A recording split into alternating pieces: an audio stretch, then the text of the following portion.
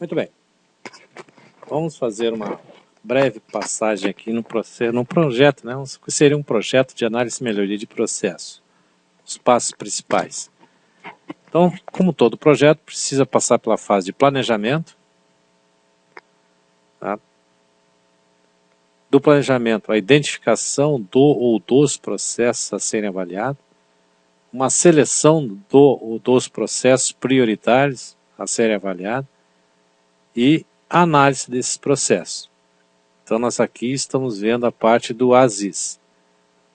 Tudo antes de começar o projeto precisa ser visualizado de ponta a ponta, pelo menos no seu esboço inicial, para que seja cumprido como projeto. Tem que ser encarado como um projeto de melhoria, como deve ser todo projeto. O projeto é para criar alguma coisa diferente. E aqui é para criar um processo diferente, porque esse processo atual está dando problema. Então, analisados o processo problemático, selecionado e priorizado, nós vamos trabalhar em cima das possíveis melhorias desse processo. Em seguida, vamos planejar a implantação desse novo processo, vamos executar essa implantação e fazer a gestão. Muito bem. O primeiro passo, como já foi falado, era planejar. E o que vai se planejar? Nós precisamos planejar o tamanho da equipe, se temos gente para trabalhar ou não. Quem são, quais as atribuições, responsabilidade e metas de cada um. Reconhecer o sistema, onde nós vamos trabalhar, qual é o processo, qual é o macroprocesso que nós vamos quanto tempo nós temos, qual é a organização ou a atividade que está sendo afetada por aquele processo. Vamos definir um plano de ação, e a ferramenta 5W2H é uma das excelentes ferramentas para essa fase, para fazer planejamento. O conceito de valores que está sendo seguido, o que vai se buscar? Nós vamos focar no cliente, nós vamos focar nas pessoas, nos fazedores de coisas, vamos focar no estudo do processo ou na padronização de conceitos. Não é? Então, essa aqui tudo que deve ser visualizado nessa fase de planejamento. Para a identificação do processo. Para a identificação, todo o processo basicamente é dividido nessas 3 caixinhas aqui. As entradas, o processo propriamente dito e as saídas. Ok? E nas 3 caixinhas existem a figura dos indicadores. Por isso que eu passei essa caixa amarela aqui. Porque temos indicadores de insumos de entradas, temos indicadores das atividades, tempo de duração de cada atividade, quantidade de insumo que entra, quantidade que foi gasta, se perdeu alguma coisa, quanto tempo, quantas pessoas, uma série de indicadores aqui durante a atividade, a realização do processo. E os indicadores de saídas para verificar se os produtos estão dentro das especificações que o cliente exige. Os níveis, talvez aqui seja a maior causa de confusão quando se trabalha com o processo. Às vezes nós estamos olhando para uma etapa e chamando aquela etapa de processo. Estamos olhando para um processo, né, e chamando aquilo de macroprocesso. Estamos chamando de macroprocesso alguma coisa que às vezes é só um subprocesso. Então, há uma série de confusões aqui. Dentro de um macroprocesso existem vários processos. Dentro de um processo existem vários subprocessos. Dentro de um subprocesso existem várias etapas. E assim como dentro de uma etapa, várias atividades ou operações, o chão de fábrica, propriamente dito. Então, se houver confusão nessa aqui, dali para frente a confusão fica só maior. Os tipos de processo. Existem várias classificações de processo. Eu peguei basicamente essas 3, as gerenciais, as finalísticas e de apoio, por me parecer as mais simples. Mas é uma ideia, é a minha ideia, só e somente isso. A identificação do processo. Então, normalmente se recomenda utilizar uma ficha de identificação. O que tem nessa ficha?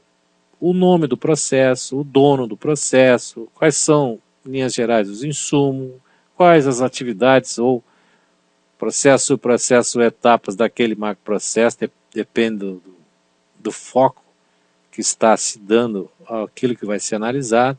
Então é um checklist, basicamente, para tu entender o processo. O processo é isso, começa aqui, termina ali, quem faz é fulano e ciclano. Que a ferramentinha 5W2H atende com bastante perfeição. A seleção do processo. Então, aqui eu fiz uma relação, né, bastante resumida de quais seriam os critérios que nos levariam a selecionar aquele processo para o nosso trabalho. Temos que lembrar que, normalmente, 80% dos problemas são causados por 20% dos processos. Então, se nós atuarmos nesses 20% dos processos, nós estaremos atuando em 80% dos problemas da organização. E para que a gente chegue a esses 20%, alguns critérios. Tá? O primeiro critério é o tamanho da nossa equipe, tamanho das equipes. Nós vamos ter suporte, vamos ter fôlego para atuar nos 20% dos processos problemáticos ou não?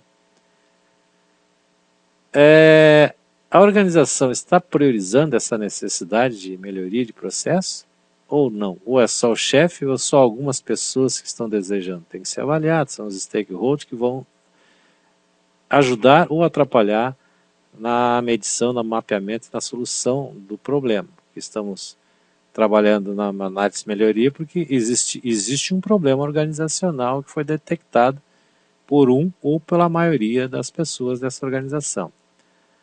Essas prioridades, né, deverão constar de um planejamento estratégico organizacional, que não deve ser um planejamento de gaveta, deve ser um livrinho de bolso de cada elemento. Né? Nunca vi isso, é muito difícil.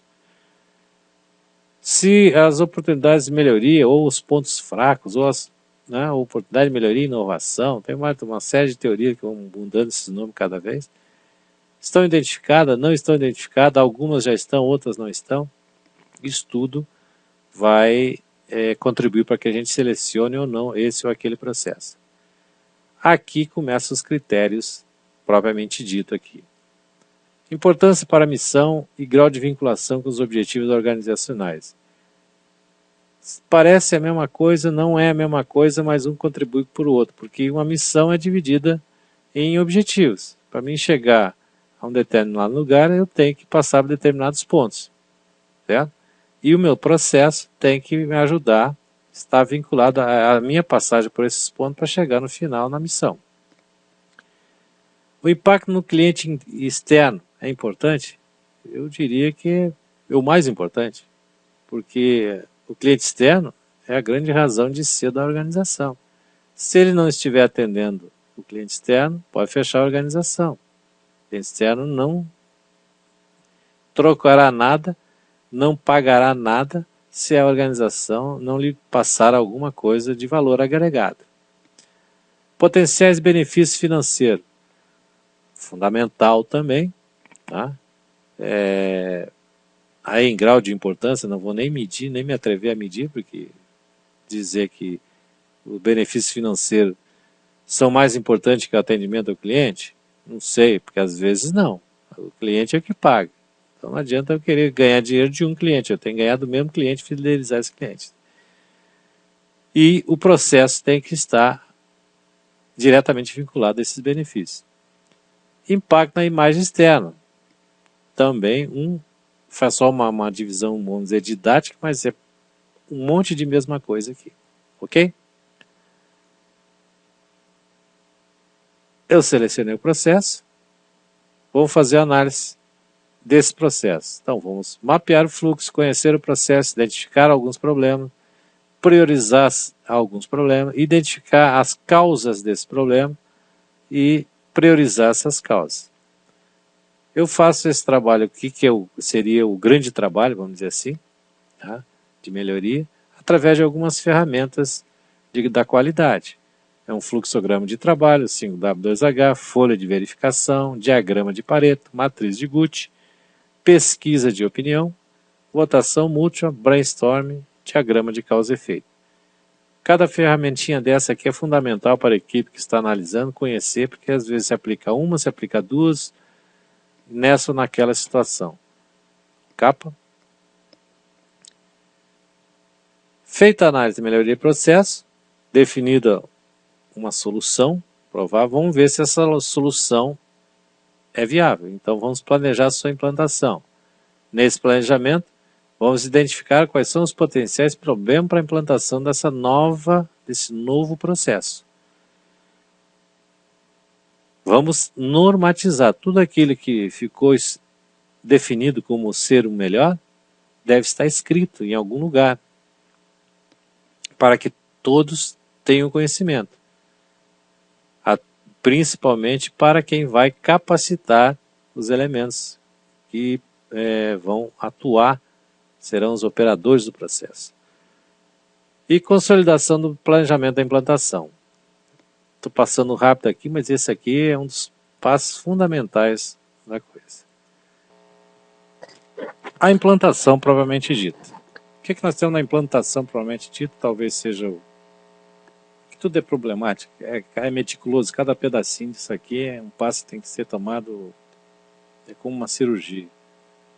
O paciente está sempre reagindo com perigo de morrer.